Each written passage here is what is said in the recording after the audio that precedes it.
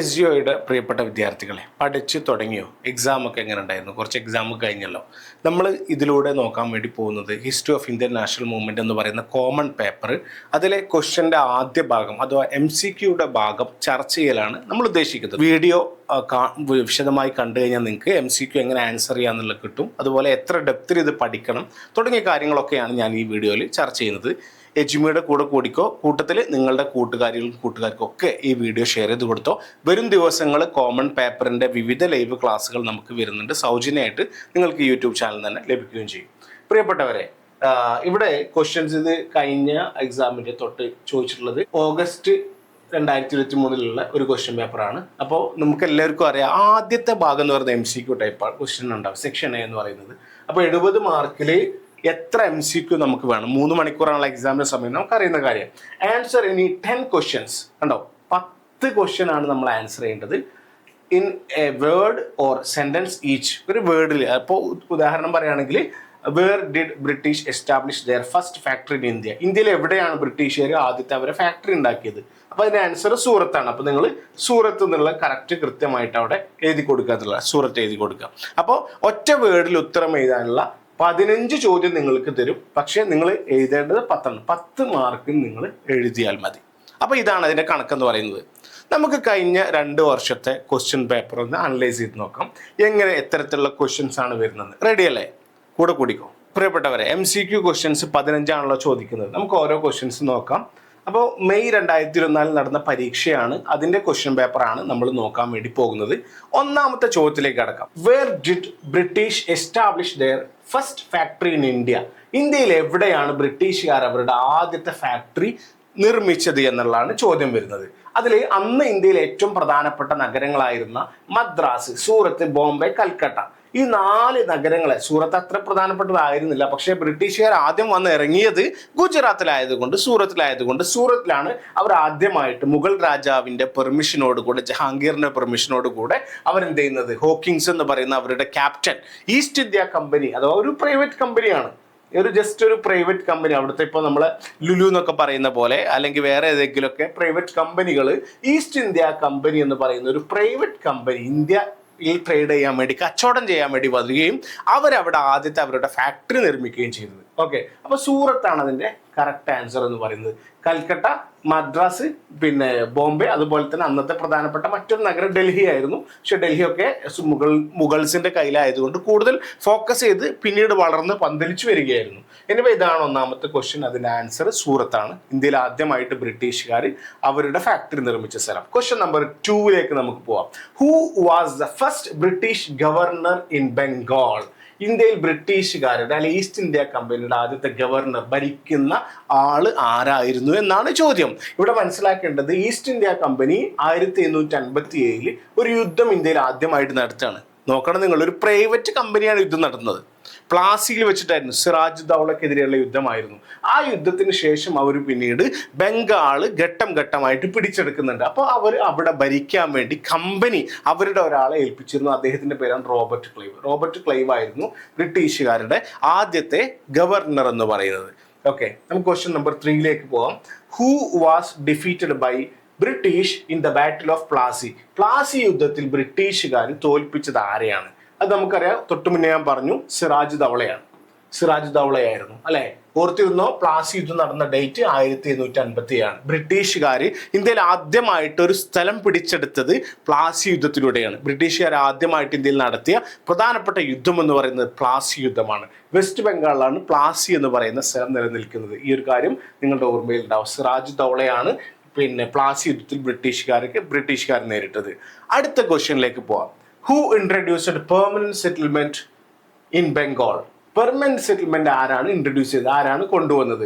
അഥവാ ഭൂനികുതി, ഓരോ ഭൂമിയിൽ നിന്ന് കിട്ടുന്ന നികുതിയാണ് ഗവൺമെന്റുകളുടെ വരുമാനം അല്ലെ? പലതരത്തിലുള്ള ടാക്സുകളുണ്ട്.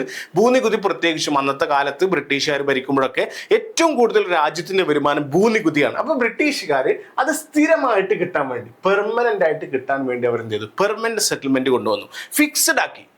ഇത്ര എമൗണ്ട്. ഇപ്പോൾ സാധാരണഗതിയിൽ ഓരോ സ്ഥലത്തും അവിടെ കിട്ടുന്ന വിളകൾ, അപ്പോൾ മഴയാണെങ്കിൽ ചിലപ്പോൾ കൂടുതൽ മഴയുണ്ടെങ്കിൽ ചിലപ്പോൾ വിള കിട്ടൂല, ക്രോപ്സ് ഉണ്ടാവില്ല. ഡ്രൗട്ടാണ്, വരൾച്ചയാണെങ്കിൽ ചിലപ്പോൾ അത്രത്തോളം വന്നോളുന്നില്ല.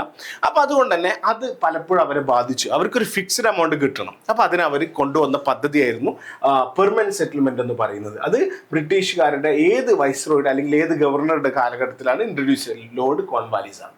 കോൺവാലിസ് പ്രഭുവാണ് ഇതിന് പെർമനന്റ് സെറ്റിൽമെന്റ് എന്ന് പറയുന്ന ഭൂനികുതി വ്യവസ്ഥ, ഭൂനികുതി സമ്പ്രദായം ഇന്ത്യയിൽ കൊണ്ടുവരുന്നത്. ക്വസ്റ്റ്യൻ നമ്പർ 5 നമുക്ക് പോകാം. റെഡി അല്ലേ?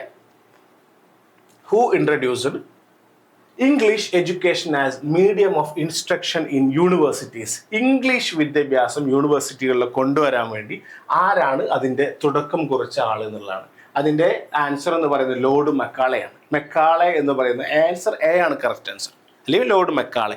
1833 അദ്ദേഹം ചെയർമാനായിട്ടുള്ള ഒരു വിദ്യാഭ്യാസ കമ്മീഷൻ, അതിൽ അവർ കൃത്യമായിട്ട് പറയുന്നുണ്ട്, നിറത്തിലും തൊലിയിലും അല്ലെങ്കിൽ പുറത്ത് കാണുമ്പോൾ ഇന്ത്യക്കാരനും അകത്തും ചിന്താശേഷിയിലും ബ്രിട്ടീഷുകാരനായിട്ടുള്ള പൗരന്മാരെ വാർത്തെടുക്കലാണ് നമ്മുടെ ലക്ഷ്യം എന്ന് അവർ കൃത്യമായിട്ട് പറയുന്നുണ്ടായിരുന്നു. അവർക്ക് കൂടുതലുള്ള കുറച്ച് ആൾക്കാരെ വാർത്തെടുക്കാൻ വേണ്ടി വിദ്യാഭ്യാസ സമ്പ്രദായം ആവിഷ്കരിക്കുകയും പരിഷ്കരിക്കുകയും കൊണ്ടുവരികയും ചെയ്തു ഇന്ത്യയിൽ. അതിന് നേതൃത്വം കൊടുത്ത ആള് ലോർഡ് മെക്കാളെയാണ്. അതിന്റെ വർഷം നിങ്ങൾക്ക് ഓർത്തെടുക്കാം, 1833. 6ാമത്തെ ചോദ്യത്തിലേക്ക് പോവാം. നിങ്ങൾ നോക്ക്, ഓരോ ചാപ്റ്ററിനും ചോദ്യങ്ങൾ ഇങ്ങനെ വന്നുകൊണ്ടേയിരിക്കുകയാണ്. 6ാമത്തെ ചോദ്യം നോക്ക് നിങ്ങൾ. Who was the first martyr of 1857 revolt? 1857 വിപ്ലവത്തിലെ ആദ്യത്തെ രക്തസാക്ഷി. നമുക്ക് നിങ്ങൾ മാർട്ടിയർ എന്ന് പറഞ്ഞാൽ രക്തസാക്ഷിയാണ്. 1857 കലാപം പഠിക്കാതെ നിങ്ങൾ എക്സാമിന് പോവുക ചെയ്യരുത്. നിങ്ങൾക്ക് ക്വസ്റ്റ്യൻ ഷുവറാണ്, അവിടെ നിന്ന് ക്വസ്റ്റ്യൻ വരും. 1857 കലാപം, ഈസ്റ്റ് ഇന്ത്യ കമ്പനിക്കെതിരെ ഇന്ത്യയിലെ വിവിധ നാട്ടുരാജ്യങ്ങൾ, വിവിധ ഭരണാധികാരികൾ, സൈനികർ, ഇന്ത്യക്കാരായിട്ടുള്ള പട്ടാളക്കാർ, പല കാരണത്താൽ പല മതസ്ഥർ, നാട്ടുജാതിക്കാർ, കാട്ടുജാതിക്കാർ തുടങ്ങി എല്ലാ ആളുകളും അവർക്കെതിരെ പോരാടിയ വിപ്ലവമായിരുന്നു 1857 കലാപം. അതിൽ ആദ്യമായിട്ട് ബ്രിട്ടീഷുകാർ വധിച്ചത് മംഗൾ പാണ്ഡെയാണ്. ഭരത്പൂർ എന്ന് പറയുന്ന പട്ടാള ക്യാമ്പിലായിരുന്നു അദ്ദേഹം ഉണ്ടായിരുന്നത്. അദ്ദേഹത്തെയാണ്. അപ്പൊ അതുകൊണ്ടാണ് അദ്ദേഹമാണ് എന്ത് ചെയ്യുന്നത്, ആദ്യമായിട്ട് അതിന്റെ മാർട്ടിയർ എന്ന് പറയുന്നത്, അഥവാ അതിന്റെ ആദ്യത്തെ കൊല ചെയ്യപ്പെട്ട രക്തസാക്ഷി എന്ന് പറയുന്ന അദ്ദേഹമാണ്. അതാണ് കറക്റ്റ് ആൻസർ എന്ന് പറയുന്നത്. ക്വസ്റ്റ്യൻ നമ്പർ 7 പോവാം. Who was the British monarch at the time of 1857 revolt? 1857 കലാപം നടക്കുന്ന സമയത്ത് ആരായിരുന്നു ബ്രിട്ടന്റെ തലപ്പത്തുണ്ടായിരുന്ന ആള്, മൊണാർക്കായിരുന്ന ആള്? ക്വീൻ വിക്ടോറിയ ആണ് ആൻസർ. Queen Victoria. 1857 കലാപശേഷം ബ്രിട്ടീഷുകാർ അവിടുത്തെ പാർലമെന്റിൽ നിയമം കൊണ്ടുവന്നു. ആ നിയമത്തിൽ എന്താ പറയുന്നത് അറിയോ? ഇനി ഈസ്റ്റ് ഇന്ത്യ കമ്പനി ഇന്ത്യ ഭരിക്കേണ്ടതില്ല, അതൊരു പ്രൈവറ്റ് കമ്പനിയാണ്, നിങ്ങൾക്ക് അവിടെ ഭരിക്കാനുള്ള അധികാരമില്ല. ഇനി ബ്രിട്ടീഷ് സർക്കാർ നേരിട്ട് കാര്യങ്ങൾ ഏറ്റെടുക്കും. അപ്പം ലുലു എന്ന് പറയുന്ന ഒരു കമ്പനി ആഫ്രിക്കയിലെ സൗത്ത് ആഫ്രിക്ക പോയിട്ട് അവിടെയൊക്കെ കുറച്ച് കച്ചവടമൊക്കെ തുടങ്ങി, പിന്നീട് അവിടെ പിടിച്ചടക്കി എങ്ങനെ ഉണ്ടാവും? എന്നിട്ട് പിന്നീട് അടുത്ത ജനങ്ങൾ ഈ കമ്പനിക്കെതിരെ സമരം നടത്തി, ലാസ്റ്റ് ഇന്ത്യ അതിൽ ഇടപെടേണ്ടി വന്നു. ഇതേ സെനാരിയോ നിങ്ങൾ ആലോചിച്ചാൽ മതി. ഈസ്റ്റ് ഇന്ത്യ കമ്പനി ഇന്ത്യയിലേക്ക് ഭരണത്തിന് വേണ്ടി വന്നു, പിന്നീട് അവരെന്താ ചെയ്തത്, ഭരണത്തിന് വേണ്ടി വരികയും അതേസമയം വന്ന ആളുകൾ പിന്നീട് എന്ത് ചെയ്തു, ഇന്ത്യ പിടിച്ചെടുത്ത് ഇന്ത്യയിൽ ഭരണം തുടങ്ങി. ലാസ്റ്റ് അവിടുത്തെ ഗവൺമെന്റ് ഇടപെട്ടു. ഏകദേശം 100 കൊല്ലാണ് ഗവൺമെന്റ് ഇവിടെ ഭരിച്ചിട്ടുള്ളൂ, അധികമൊന്നും ഭരിച്ചിട്ടില്ല. ബാക്കിയൊക്കെ പ്രൈവറ്റ് കമ്പനിയാണ് ഭരിച്ചത്. നിങ്ങൾ ആലോചിച്ച് നോക്കുക, ഓരോ കമ്പനികളുടെ ഗ്രോത്ത് ആണ്. ഇനി ക്വീൻ വിക്ടോറിയാണ് ആ സമയത്ത് ഉണ്ടായിരുന്നത്. അവർ പിന്നീട് ഈ കലാപശേഷം ബ്രിട്ടീഷ് ഈസ്റ്റ് ഇന്ത്യ കമ്പനിയോട് പറഞ്ഞു, ഇനി ഇന്ത്യയിൽ നിന്ന് ജാവോ വിട്ടോ എന്ന് പറഞ്ഞു ഇന്ത്യക്കാരോട്. ഇനി ക്വസ്റ്റ്യൻ നമ്പർ 8 പോവാം. Who where the leaders of Santhal revolt? ബ്രിട്ടീഷുകാർക്കെതിരെ പലതരത്തിലുള്ള കലാപങ്ങൾ ഇന്ത്യയിൽ ഉണ്ടായിട്ടുണ്ട്. പട്ടികജാതിക്കാർ, ആദിവാസികളൊക്കെ, അതിൽപ്പെട്ട അറിയപ്പെട്ട ഒരു ആദിവാസികളായിരുന്നു സിദ്ധു ആൻഡ് ഖാനു നയിക്കുന്ന സാന്താൾസ്. അവരായിരുന്നു ലീഡേഴ്സ്, അവരായിരുന്നു നയിച്ചത്. അപ്പൊ അതുകൊണ്ട് തന്നെ അതിന്റെ കലാപത്തിന്റെ നേതൃത്വം നൽകിയ, സാന്താൾ റിവോൾട്ടിന് നേതൃത്വം നൽകിയത് സിദ്ധു ആൻഡ് ഖാനു ആണ്.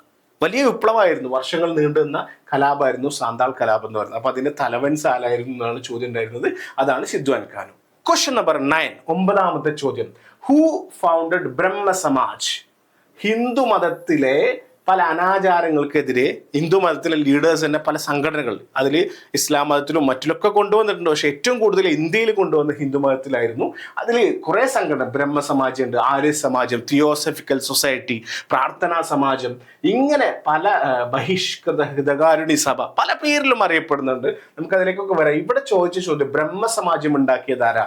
കറക്റ്റ് ആൻസർ എന്ന് പറയുന്നത് റാം മോഹൻ റോയ് ആണ് അല്ലെ. രാജാ റാം മോഹൻ റോയ് എന്ന് പറയുന്ന സാമൂഹ്യ പരിഷ്കർത്താവാണ്. അദ്ദേഹമാണ് ബ്രഹ്മസമാജം ഉണ്ടാക്കുന്നത്. 1814 പ്രാർത്ഥനാ സമാജം എന്ന പേരിൽ വരികയും പിന്നീടത് അതിന്റെ പേര് മാറുകയും ചെയ്തു, ബ്രഹ്മസമാജത്തിലേക്ക് മാറി. ഇവരാണ് സതി ഇന്ത്യയിൽ നിരോധിക്കണം എന്ന് പറഞ്ഞിട്ട് ബ്രിട്ടീഷുകാർ നന്നായിട്ട് പ്രഷറൈസ് ചെയ്തത്. അതിന്റെ ഫലമായിരുന്നു സതി 1829 ബ്രിട്ടീഷുകാർ സതി നിരോധിച്ചത്. നമുക്കിനി ക്വസ്റ്റ്യൻ നമ്പർ 10 പോകാം. Who gave the slogan go back to Vedas? വേദങ്ങളിലേക്ക് മടങ്ങൂ എന്നുള്ള സ്ലോഗൻ ആരാണ് കൊടുത്തത്?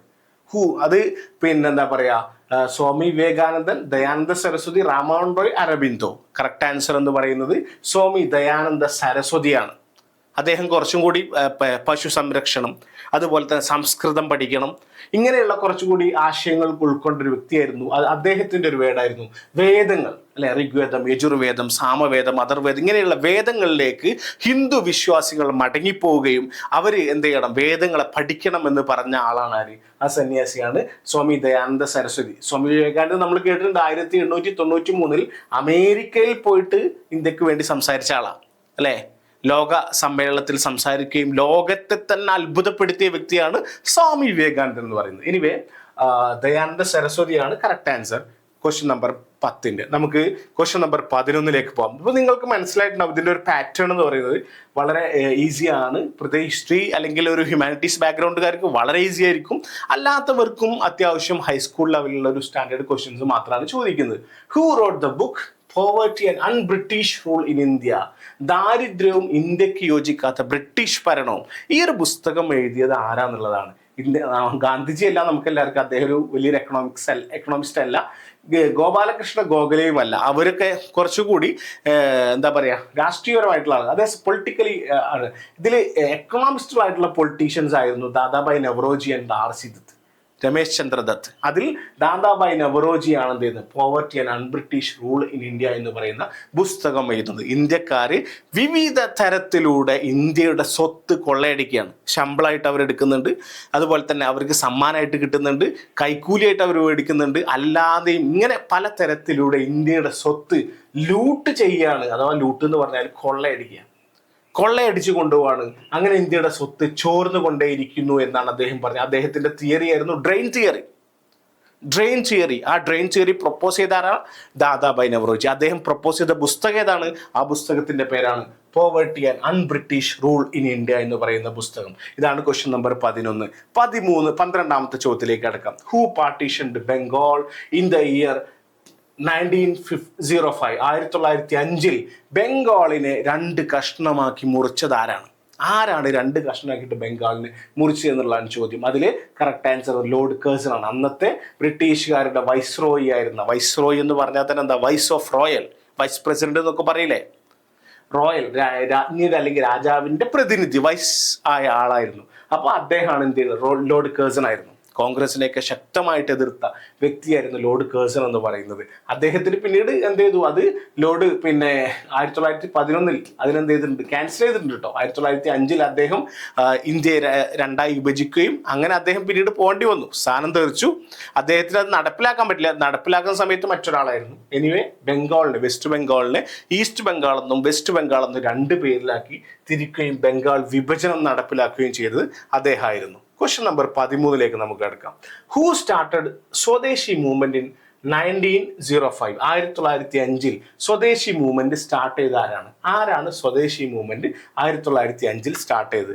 അതിൽ കറക്റ്റ് ആൻസർ എന്ന് പറയുന്നത് ബാലഗംഗാധര തിലകനാണ് അല്ലെ. അദ്ദേഹം 1905 ബംഗാൾ വിഭജനം ഉണ്ടായ സമയത്ത് തുടങ്ങിയതാണ് ഇന്ത്യക്കാർ ഇന്ത്യയുടെ സാധനങ്ങൾ പരമാവധി ഉപയോഗിക്കുകയും അത് പ്രയോജനപ്പെടുത്തുകയും ചെയ്യുക എന്ന രീതിയിലാണ് അദ്ദേഹം ഇത് കൊണ്ടുവരുന്നത്. 14ാമത്തെ ചോദ്യത്തിലേക്ക് കിടക്കാം. In which year Lucknow pact was signed? ഏത് വർഷമാണ് ലക്നോ പാക്ട് സൈൻ ചെയ്തിട്ടുള്ളത്? അപ്പോൾ ശരിക്കും നമ്മൾ ലക്നോ പാക്ട് എന്താണെന്ന് അറിയണമെങ്കിൽ എന്ത് വേണം, സൂറത്ത് സമ്മേളനം ഓർക്കണം. 1907 സൂറത്ത് സമ്മേളനം നടക്കുന്നത്. കോൺഗ്രസിന്റെ സൂറത്ത് സമ്മേളനം നടക്കുന്നത് 1907 ഈ ഒരു സമ്മേളനത്തിൽ വെച്ചിട്ട് കോൺഗ്രസിൽ പിളർപ്പ് വരികയാണ്. ആ പിളർപ്പ് എന്ന് പറയുന്നത്, ആ പിളർപ്പിന്റെ ആധാരം എന്ന് പറയുന്നത് കോൺഗ്രസ് നമുക്ക് 3 ഘട്ടങ്ങളായി തിരിക്കാം. 1885 മുതൽ 1905 വരെ, 1905 മുതൽ 1918, 1918 മുതൽ ഏകദേശം 1948, ഇങ്ങനെ 3 ഘട്ടങ്ങളായിട്ട് നമുക്ക് വേണമെങ്കിൽ കോൺഗ്രസിനെ തിരിക്കാവുന്നതാണ്. 3 ഘട്ടങ്ങളായിട്ട് നമുക്ക് തിരിക്കാം. അതിൽ 1885 മുതൽ 1905 വരെയുള്ളത് പ്രധാനമായിട്ടും കോൺഗ്രസിന്റെ മോഡറേറ്റ് അഥവാ എന്താ പറയുക, ഈ ഒരു കാലഘട്ടത്തിൽ കുറച്ചും കൂടി യങ് ആയിട്ടുള്ള സീനിയേഴ്സ് ആയിട്ടുള്ള ലീഡേഴ്സ് അവർ പെറ്റീഷനൊക്കെ ചെയ്തിട്ട് ബ്രിട്ടീഷുകാർക്ക് സമർപ്പിക്കും. ഇത് ഞങ്ങളുടെ ഇഷ്യൂ ആണെന്നൊക്കെ പറഞ്ഞിട്ട് അതാണ് 1885 1905 വരെ നടന്നത്. പക്ഷെ കുറച്ചും കൂടി അക്രമോത്സുകരായി സമരമുറകൾ, യൗവനമുറ, കുറച്ചുകൂടി എന്താ പറയുക, ആവേശം, ചോരത്തിളപ്പുള്ള കുറച്ച് ടീം വന്നിട്ട് പിന്നെ അത് ഹൈജാക്ക് ചെയ്തു. 1905 മുതൽ 1918 വരെ അവരുടെ ഒരു കാലഘട്ടമാണ് കോൺഗ്രസിന്. പിന്നീട് 1918 ശേഷം ഗാന്ധിജി മഹാത്മാഗാന്ധി, MK ഗാന്ധി എന്ത് ചെയ്തു, ആ ഒരു പൊസിഷൻ ഏറ്റെടുക്കുകയും ഇന്ത്യയുടെ ഇന്ത്യയുടെ സ്വാതന്ത്ര്യത്തിലേക്ക് വരെ അദ്ദേഹം കൊണ്ടെത്തിക്കുകയും ചെയ്തു. എനിവേ കുറച്ചുകൂടി യങ് ആയിട്ടുള്ള ആളുകൾ 1907 സൂറത്ത് സമ്മേളനത്തിൽ വെച്ചിട്ട് പറഞ്ഞത് ബാലഗംഗാധര തിലകനെ കോൺഗ്രസിന്റെ പ്രസിഡന്റ് ആക്കണം എന്ന് പറഞ്ഞു. പക്ഷെ മോഡറേറ്റുകൾ സമ്മതിച്ചില്ല. അവരുടെ നോമിനും ഈ ഒരു നോമിനും തമ്മിൽ ഇഷ്യൂ ആയി. അങ്ങനെ ലാസ്റ്റ് സമ്മേളനം ഒരു കലാപാന്തരീക്ഷത്തിൽ, അല്ലെങ്കിൽ എന്താ പറയുക, അടിച്ചു പിരിഞ്ഞു എന്നൊക്കെ പറയില്ല, അങ്ങനെ അടിച്ചു പിരിയാണ് ചെയ്തത്. പിന്നീട് ആ ഒരു കൂടിച്ചേരലാണ് ലക്നൌവിൽ വെച്ച് നടന്ന സമ്മേളനം, 1916 നടന്ന സമ്മേളനം എന്ന് പറയുന്നത്. ഓക്കെ, അപ്പോൾ 1916 ഇതിൻ്റെ ആൻസർ എന്ന് പറയുന്നത്. നമുക്ക് അവസാനത്തെ ഒരു ആൻസറിലേക്ക് പോകാം. In which year first world war was started? ഏത് വർഷമാണ് നമ്മുടെ 1ാം ലോക മഹായുദ്ധം സ്റ്റാർട്ട് ചെയ്തു എന്നുള്ളതാണ്. 1ാം ലോക മഹായുദ്ധം നമുക്കൊക്കെ അറിയാം. ഈ 900 നടന്ന 2 പ്രധാനപ്പെട്ട യുദ്ധങ്ങൾ, നമ്മൾ 1, 2 എന്നുള്ള യുദ്ധങ്ങൾ പറയാറുണ്ട്. 1914 മുതൽ 1918 വരെയാണ് നമ്മൾ 1ാം ലോക മഹായുദ്ധം പറയുന്നത്. 2ാം ലോക മഹായുദ്ധം 1939 മുതൽ 1945 വരെയുള്ള കാലഘട്ടങ്ങളാണ്. അപ്പോൾ ഈ ഒരു എന്താ പറയുക, ഈ ഒരു ടൈമിൽ നിങ്ങൾ ഓർമ്മയിൽ ഉണ്ടാവാം. ഇപ്പോൾ നിങ്ങൾക്ക് ഈ ഒരു ക്വസ്റ്റ്യൻസ് 15 ചോദ്യം നമ്മൾ കവർ ചെയ്ത് കഴിഞ്ഞപ്പോൾ നിങ്ങൾക്ക് എന്താ ഫീൽ ചെയ്ത്? What you felt? എന്ത് ഫീൽ ചെയ്തു? വളരെ ബേസിക് ആയിട്ടുള്ള 8, 9, 10 ക്ലാസ്സുകളിലൊക്കെ ചോദിക്കുന്ന MCQ ടൈപ്പ് ക്വസ്റ്റ്യൻസ് ആണ്. അപ്പോൾ നിങ്ങൾ ഒരു MCQ വിട്ടു പോകരുത്. 10 തന്നെ മാക്സിമം ആൻസർ ചെയ്യുക. നിങ്ങളെ ഹെൽപ്പ് ചെയ്യാൻ വേണ്ടി താഴെ ഞാനൊരു ലിങ്ക് ചേർക്കുന്നുണ്ട്. അതിൽ കയറി കഴിഞ്ഞാൽ എജുമിയുടെ ആപ്ലിക്കേഷൻ വഴി നിങ്ങൾക്ക് സൗജന്യമായിട്ട് MCQ ഓരോ ചാപ്റ്ററിൽ നിന്ന് വരാൻ ചാൻസ് ഉള്ള MCQs നിങ്ങൾക്ക് പ്രിപ്പയർ ചെയ്തുകൊണ്ട് പഠിക്കാം. നമ്മുടെ ചാനൽ നിങ്ങളെല്ലാവർക്കും സജസ്റ്റ് ചെയ്ത് കൊടുക്കുക. വിവിധ ട്യൂഷൻസ് 10ാം ക്ലാസ് വരെ, അതുപോലെ +2, ഡിഗ്രി എല്ലാ ട്യൂഷൻസും നമ്മുടെ ഇതിലുണ്ട്. അതുപോലെ തന്നെ മോണ്ടിസോറി, പ്രീ പ്രൈമറി ടീച്ചേഴ്സ് ആവാൻ അവർക്ക് പറ്റുന്ന രൂപത്തിലുള്ള ക്ലാസ്സുകൾ, നെറ്റ് കോച്ചിങ് തുടങ്ങി എല്ലാ മേഖലയിലും എജുമി ചെറുതും വലുതുമായിട്ട് നമ്മുടെ സംഭാവനകൾ സൊസൈറ്റിക്ക് നൽകിക്കൊണ്ടിരിക്കുന്നുണ്ട്. Anyway best of luck. നമ്മുടെ ലൈവുകൾ ഇനി വരാനുണ്ട്. ആ ലൈവുകളൊക്കെ നിങ്ങൾ സജീവമായിട്ട് പങ്കെടുക്കണം. എക്സാം നന്നായിട്ട് പ്രിപ്പയർ ചെയ്യുക. നല്ല മാർക്ക് നിങ്ങളെല്ലാവരും നേടുക. Okay, all the best.